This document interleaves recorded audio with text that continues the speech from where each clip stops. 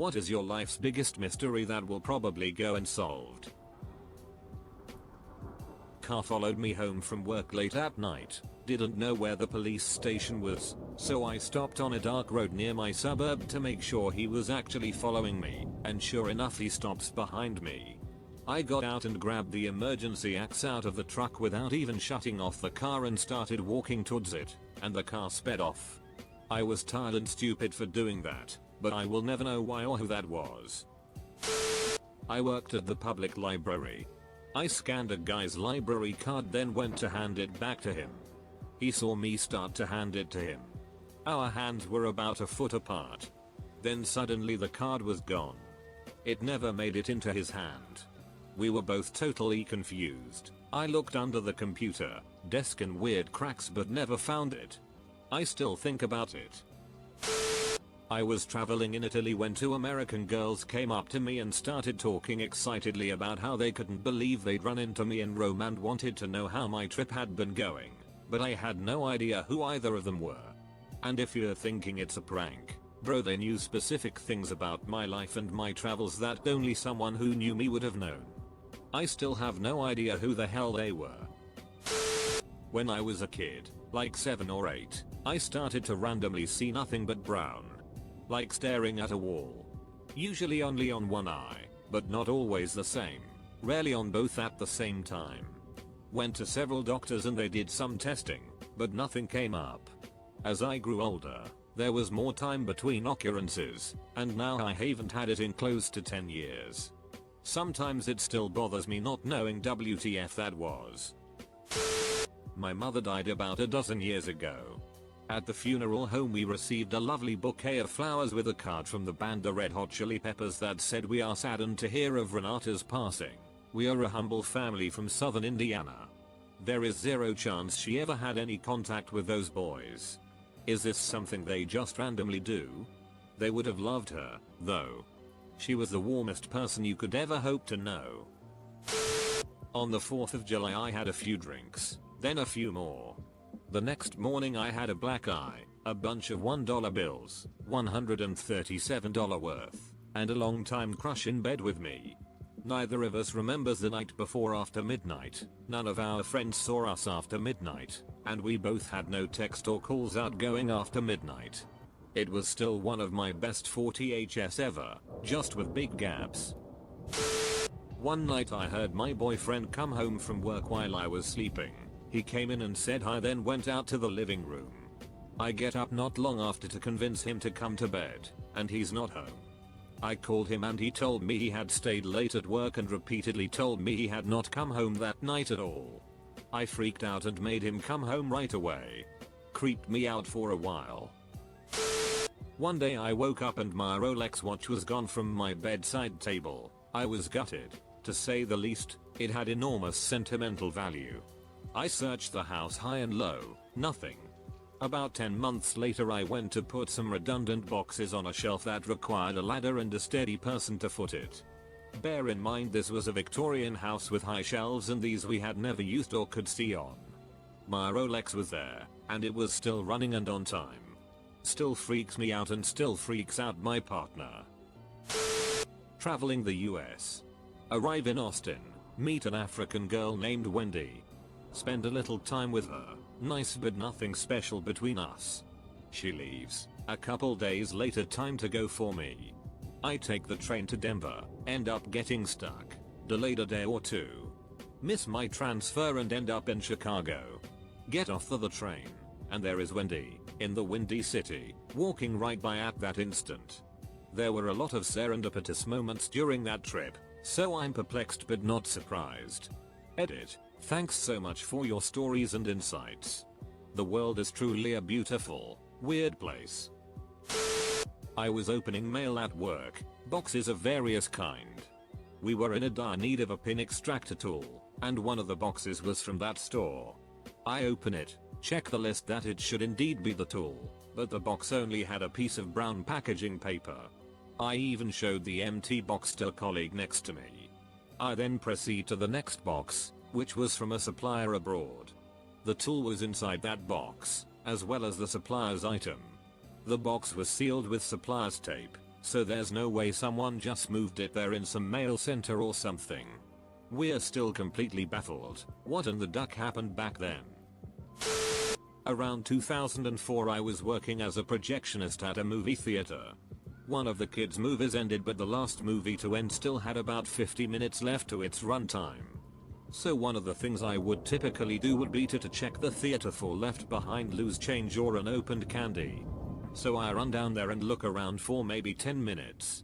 I make my way back upstairs thinking I still have about 40 minutes left in my night, and next thing you know my boss is calling me on the walkie-talkie asking me if I'm done and ready to go home.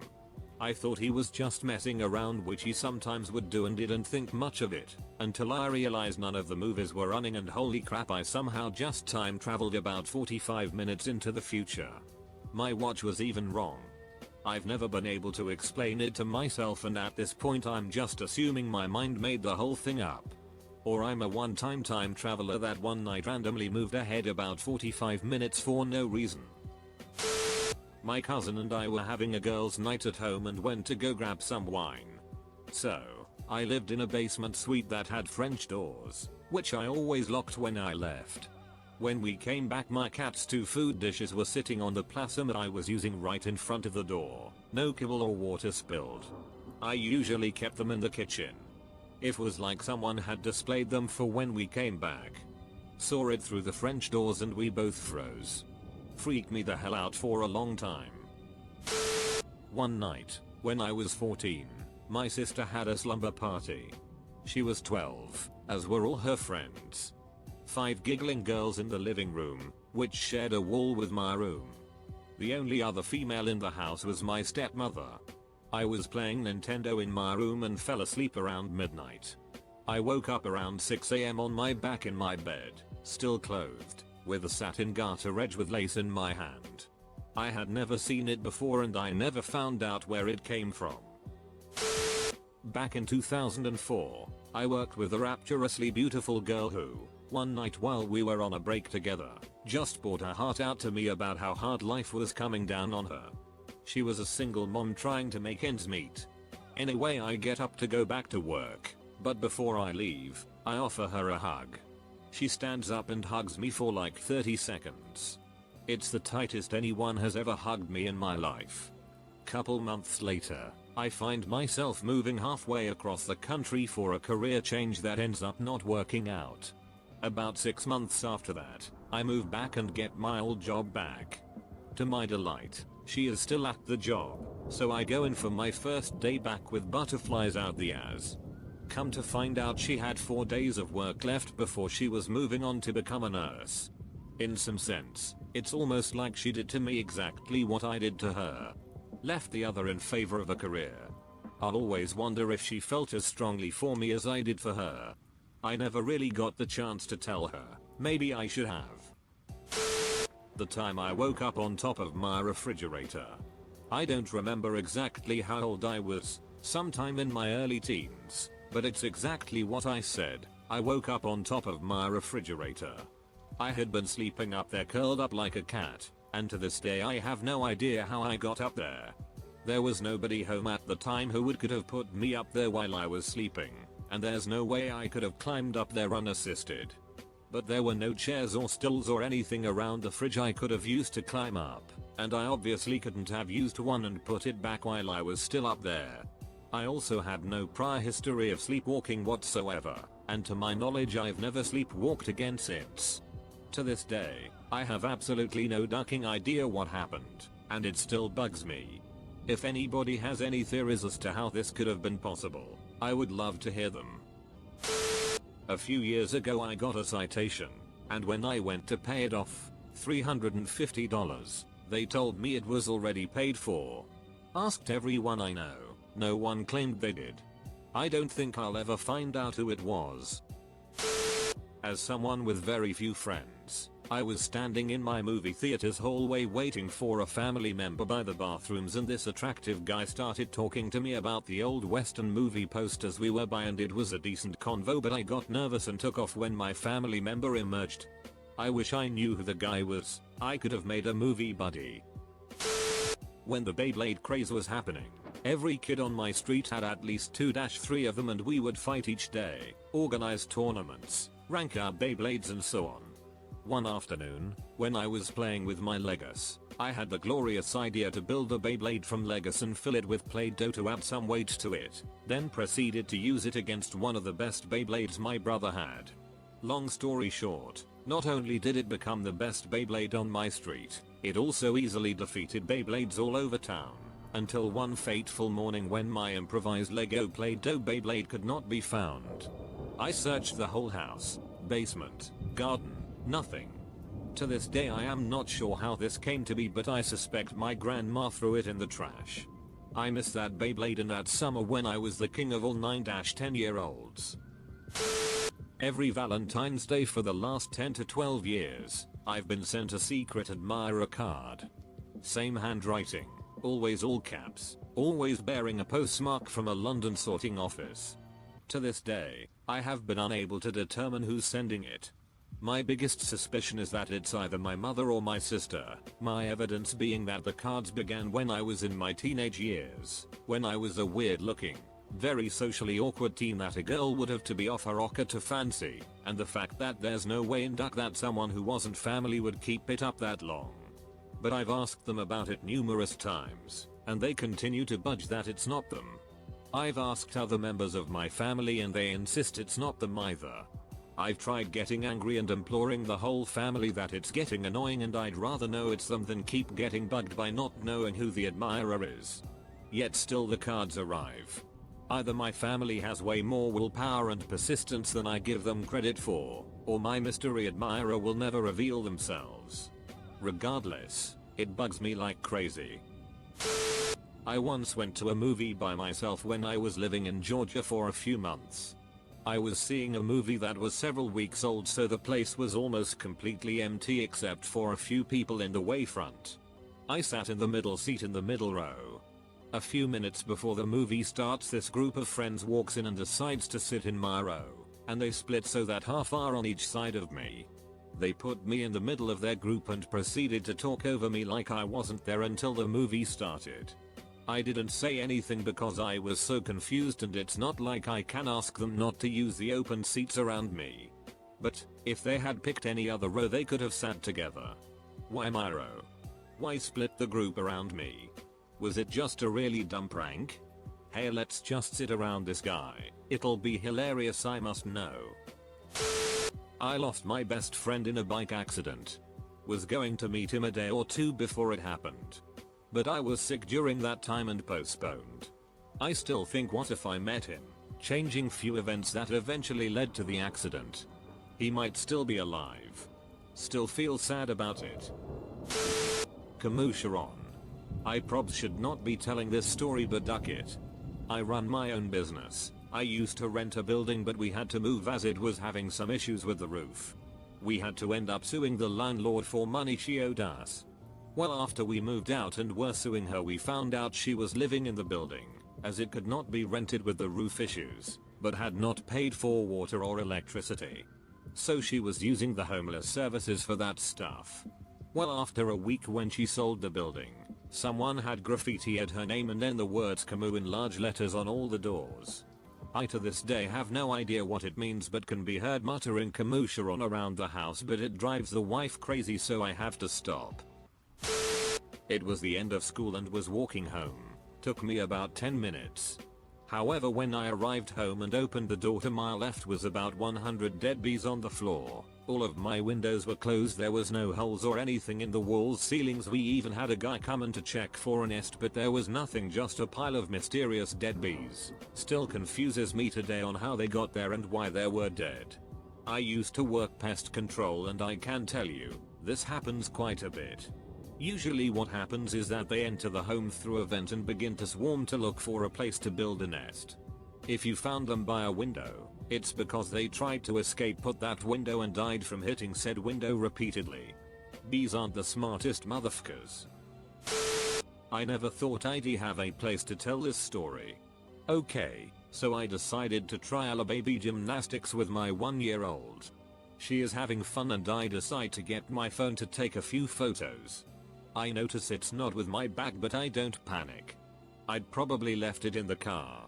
I know I had it in the car because I'd been listening to the Hamilton soundtrack. I finished the class and walked to my car that was parked parallel to the gym.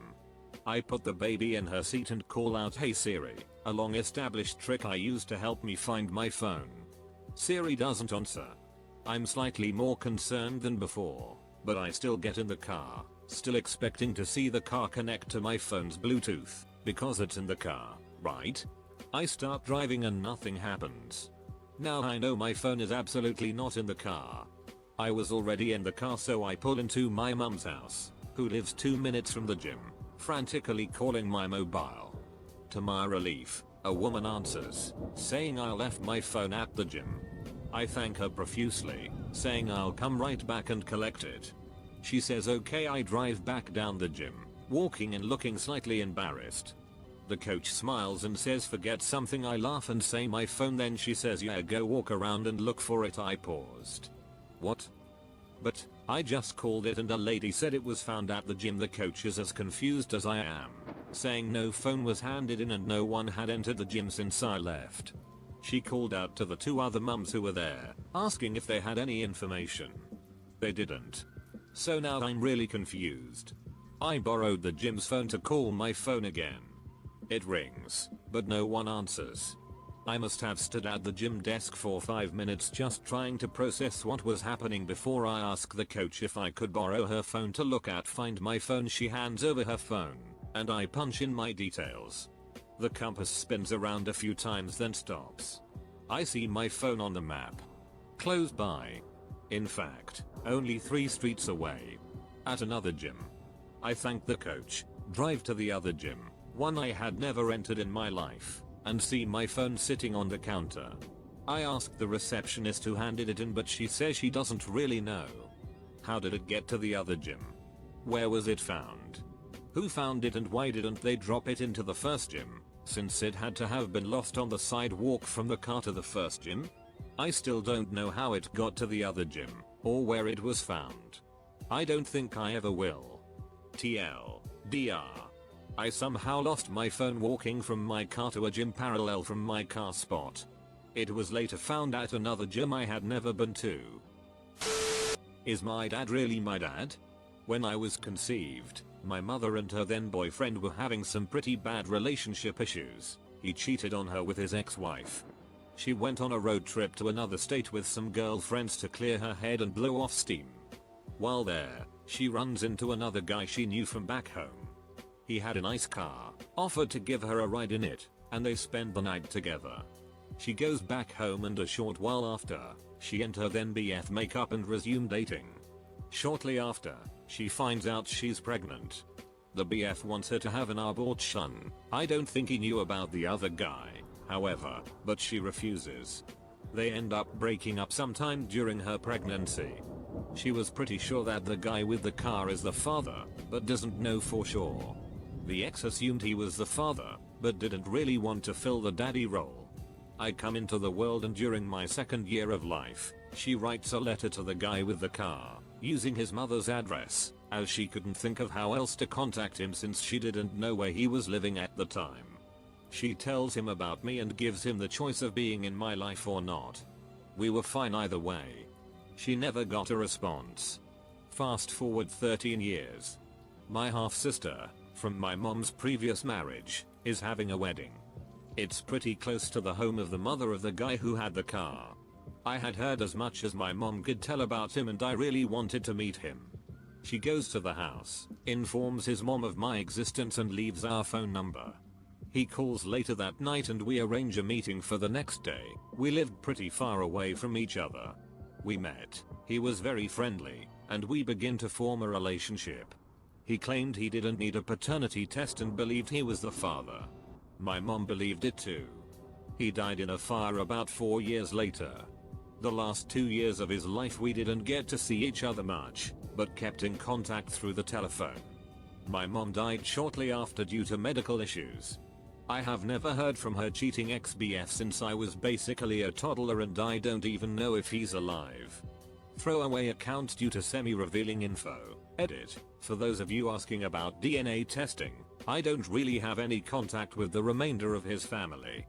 Both of his parents are deceased. They were fairly old when he and I met, in their 70s. His family was never too keen on the discovery of my existence. They were a very conservative family, and having an illegitimate child in the mix threw them off a bit at the time.